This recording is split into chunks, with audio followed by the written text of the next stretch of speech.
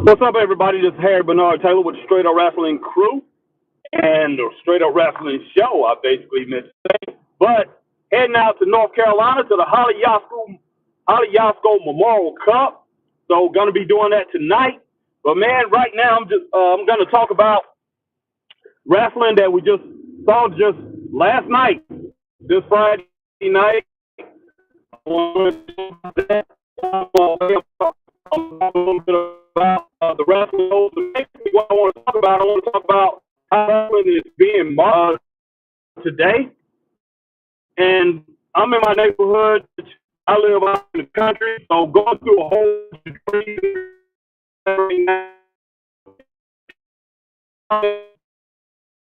back on, but it seems like I'm losing a little bit of connection. It's going in and out, but I'll be out of these trees in just a moment.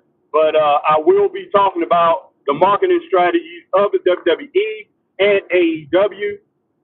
We all know that Triple H has taken over WWE, and we have Tony Khan, who's at the helm of AEW. And as I watch this stuff, as I watch the last couple months of AEW television, and I've watched WWE, you know, I'm sitting there and I'm like, okay, I'm looking at the way things are done. And when I talk about the way things are done, and this goes all the way down to the independent promotion, the way things are done in wrestling today, are they just trying to satisfy the crowd, satisfy the audience that they have right now in wrestling, or are they trying to grab more fans outside of wrestling, fans that went away from wrestling, fans that have bypassed it and decided to do other things? And the way I look at wrestling today, man, they are marketing the product to themselves. They're marketing it to the people that's watching it. And I understand that. You want to market any business that you have, you want to keep your customers satisfied. And that's what I'm looking at this whole thing with both promotions. Like last night, I thought SmackDown was a spectacular show. It was a great show, but it was a great show for wrestling fans. Same thing with Rampage. Rampage was a pretty good show. Wasn't as good as SmackDown last night, but it was a good show for wrestling fans. So in my opinion, in any business that you go in, it's not just my opinion, it's just from me being in business all the years that I was in business, my mom having a construction company for 45 years, it's just a certain way you got to look at business. And being around business people, you always trying to grab a new market. You always trying to grab more market share. And what I'm seeing from both promotions, especially WWE and Triple H, like I say, Triple H has taken over, and it's a better product, but it's a lot like more of the same. But they are it's like they're going back to what people want them to do, what they've been wanting them to do, and what they've been longing for them to do for years. Go back to a lot of the old way, and I see a lot of the old way is mixed up, and what they're doing is very consistent in what they're doing. So, like I said, they put together a great product, but what they did last night with all the interference and all the commotion, all the chaos that went on, even though he's putting on a great show, there's a lot of chaos in there, which I call fillers. And I understand a lot of the wrestlers got stuck up in the hurricane out in Florida. And man, and God bless them that they're safe, and everybody out there that's safe from the hurricane. And you know, I'm here in South Carolina. We had a lot of rains, a lot of tropical, a tropical storm from it last night. And man, I hope everybody is safe that was in the area of that. But man, when I look at how everything went down last night, I'm looking at this. I'm like, are they trying to get new fans, or are they just satisfied with what they have? Because even if you're not thinking that way, that okay, I'm gonna reach these new fans with this. You can't reach new fans if you have a product that look like pure chaos, and they cannot connect with the wrestlers. You cannot connect with the wrestlers, the competitors in the ring, if it's pure chaos around them all the time. And new fans out there, fans that come on and just turn on the TV, and they see that, they're not going to connect with the guys that they don't know. These wrestlers, guys and women that they don't know, they're not going to connect with them. They're going to turn that TV off. And I know they will, because I can tell you what, the years that I wasn't watching wrestling, I stopped watching wrestling for like 20 years and came back to it. I stopped watching it like 2001 and decided not to watch anymore, and then started watching again to like a year and a half ago. Started watching wrestling. I would stay in tune with it, and I knew who the big guys was, the big people. So I would come back and try to watch again and knew all the players. I knew the main players, but I would turn on the TV and I saw all this chaos. I saw all this stuff going on, and so I couldn't connect with that. I couldn't connect with the Rob Van Dams when the things was going on, when all the craziness was going on, or the Tazes, or whoever was in there wrestling, the Samoa Joes. When they was getting attacked, they was constantly being attacked, and everybody else was constantly being attacked. And I saw this week in and week out. I would turn on TV just to see it, but all I saw was chaos, chaos, chaos. I couldn't connect with those wrestlers. I couldn't get. It just wasn't something personable to me, and that's what wrestling needs to be. So when I see wrestlers all the time, they cannot, when they're in the ring and they win a match, and before they even walk back to the back, somebody's come running into the ring, or some other chaos coming out there. It makes you want to turn the channel, and that's my concern with what I'm seeing what I'm seeing in wrestling today, what I'm seeing on WWE and AEW programming. That's what I'm seeing. And hey, man, I could be wrong, but the whole thing about it is this: those fans that WWE got back, that came back and they scoring these ratings, best ratings that they hasn't had in 2 years, they getting those fans from AEW. Those fans that left and decided they wasn't going to watch the programming again, they went over to AEW. And AEW has picked up some fans. I don't know what they did on Wednesday night's program, but I know for the last few weeks they were doing pretty good. They picked up a little bit of fans. But man, when I sit back and I think, and I'm checking some ratings from years ago. I'm going back to when WCW, right before they got Hulk Hogan, when it was just awful. I mean, things wasn't going good for them, and the promotion was down. WCW in 1993, WCW was pulling in 4.5 to 5 million fans weekly on TBS. They pulled in at 6:05 time slot to 8:05. Usually they pulled in about 5 million fans a week watching that program. And then when they did things like Clash of Champions, it went from 7 million to 9 million. That's how many fans that was just watching that program alone. So, man, like I say, I'm not trying to put this stuff down, and I know we have a lot of different things that take up our time now. We have cell phones, we have all these different channels, so there's a lot more entertainment out there. But when it boils down to it, there's no excuse. There's no excuse. The NFL, man, basically maintained their audience in keeping the same amount of people and sometimes even more viewers than they had before. Now, it went down, and a lot of that has to do with, to be honest with you, a lot of it had to do with politics. The way things was working out politically, and people got upset with it. So that hurt the NFL for a little while. And I know the NBA, the political thing has pretty much shuttered that league, but it's still around. I mean, they still get decent numbers. They don't get nowhere near what they used to get. But man, so wrestling really doesn't have an excuse. And back in 1993, we had like 250 million people in the country, 260 million people in the country, I think, something around that 30 years ago. And now we got over 300, we got like 320 million people in the country. And the ratings are worse.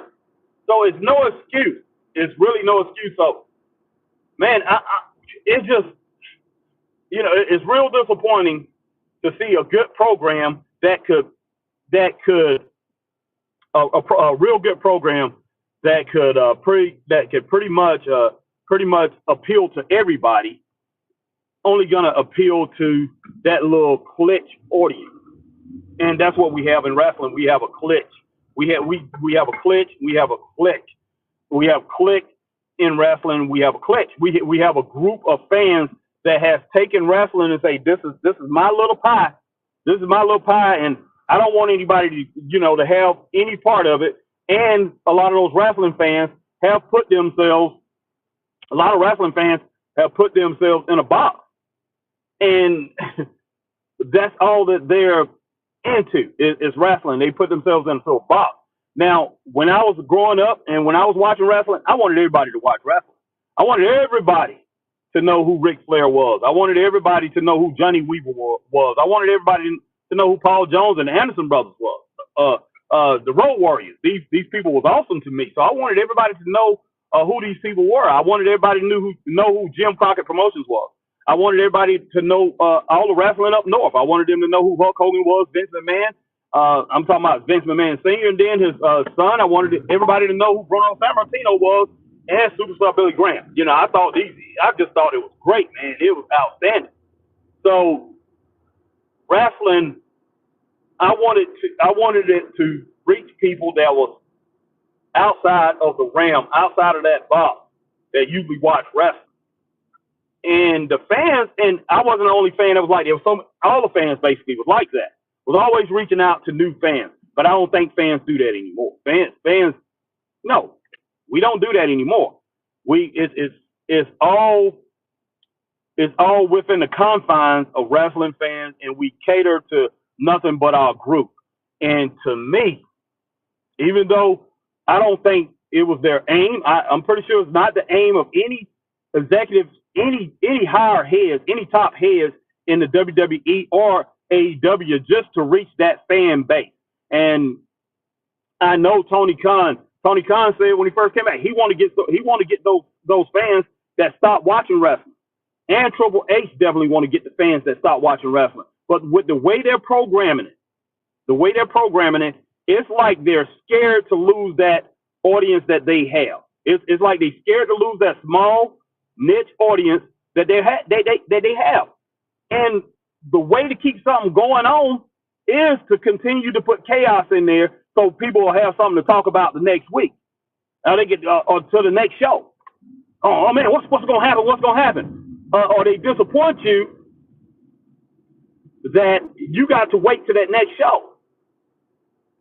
Man, I can go all the way back to when I first started watching wrestling. Let me go back to the year that I really got serious about watching wrestling when I was 8 years old in 1975. You can do the math, you can get my age. But 1975. I go all the way back from 1975 and go all the way up to when I was watching wrestling every single week, going to the Greenville Memorial Auditorium in Greenville, South Carolina, every Monday night that they had it until they became WCW and started going all over the country. I was going to wrestling with my family, man, with my grandmother and my aunt and uncle every Monday night. Wrestling was like a book. It was like a book. It was like you were writing a book. And I could go from chapter to chapter every year. Every year is like one book was written. And I can go from chapter to chapter every month on storylines and how things went down. I can do that with wrestling. And you can talk to some fans today, and they can go back, man, to these certain WrestleManias. Like my partner, Christopher Burton, he can go back to WrestleMania after WrestleMania, back to SummerSlam, to the SummerSlams, and to the Money in the Bank, and he can talk about those like a book, like he's writing a book. And that's how wrestling should be. But wrestling in the last year and a half, man, the last 15, 16 months, and I'm sure it even goes back a little bit before that because they have lost millions of fans every year. It's not like a book. It's a book of chaos. It's like a bunch of mess. It's a mess. And once again, I'm giving huge props to what was done last night on SmackDown. Very good show. Very good show. But overproducing. I'm not a fan of things being overproduced. And that's one thing in the music industry, which I was part of the music industry for a long time, that we used to talk about. Don't overproduce a song. Don't overdo it. And last night, I believe that they overdid it. Some of the things that shouldn't have happened. I mean, Liv Morgan didn't have to run out on that Ronda Rousey when Ronda Rousey was out there and after her match. after she beat Natalia. Let her go back. Let her go back. Let her have a nice victory. There's nothing wrong with that. You did not need that chaos. It was a good match, and let it be what it is. And I mean, you had so much of that last night. You didn't need all that. But you see things like that all the time on Rampage, on Dynamite, and it's very disturbing. It's just like something that just really makes you shake your head. And then you have wrestling fans. You'll see a great show, and I see so many podcasters. They get up there, man, they just clapping. Triple H, man, he had a great show. The next thing you know, I mean, man, Raw. What in the world? What went wrong? Or what went wrong on SmackDown? And people turn on these things, and then they go back. But it's not the podcasters' fault. It's not the wrestling fans' fault. When it boils down to it, it's the guys, man, it's the promoters and the bookers and people like that that's putting these shows together.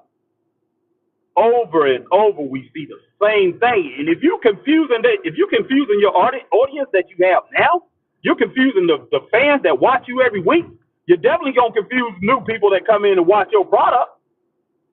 You're going to confuse them and have them just going haywire, man. It's like going into a restaurant that has a great menu.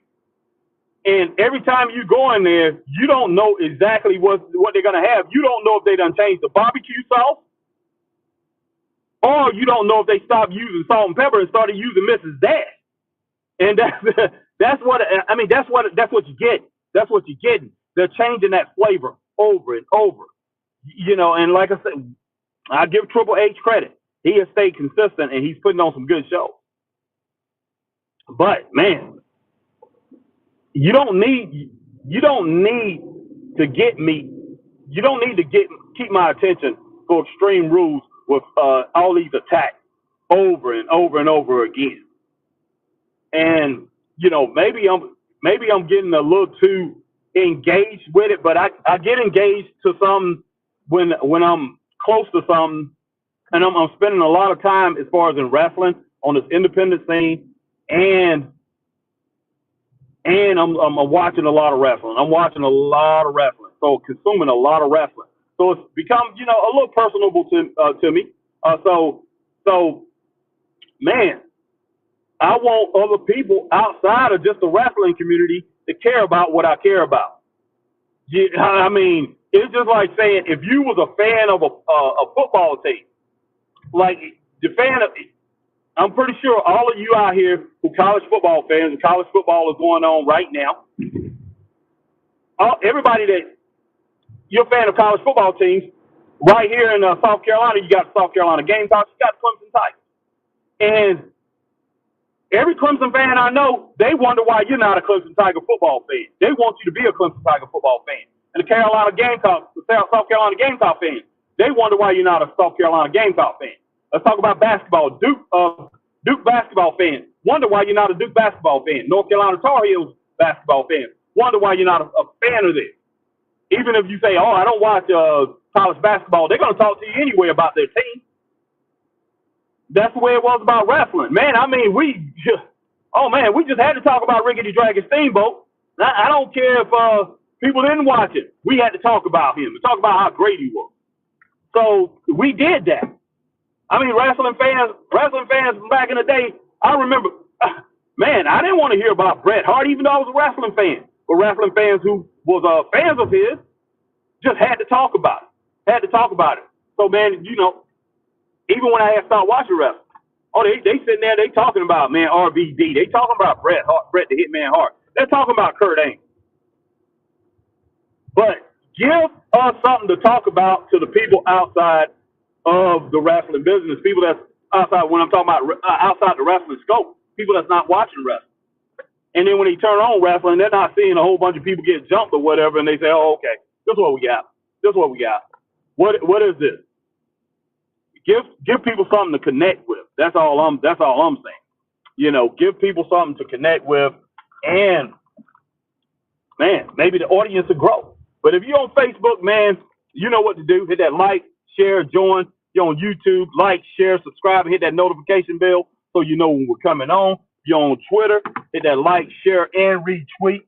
But like I said, right now, heading to the Hollie Yatsko Hollie Yatsko Memorial Cup to watch Gene Perry put on his show. The 7th annual Hollie Yatsko Memorial Cup is to remember and honor the legacy and the memory of Hollie Lynn Yatsko. And we're going to be out here. We're going to be checking that out. And man, I hope you out here to celebrate with us. But I'm HBT from Straight Up Wrestling Show, asking everybody to stay straight up. Appreciate you joining, and see you later. Peace.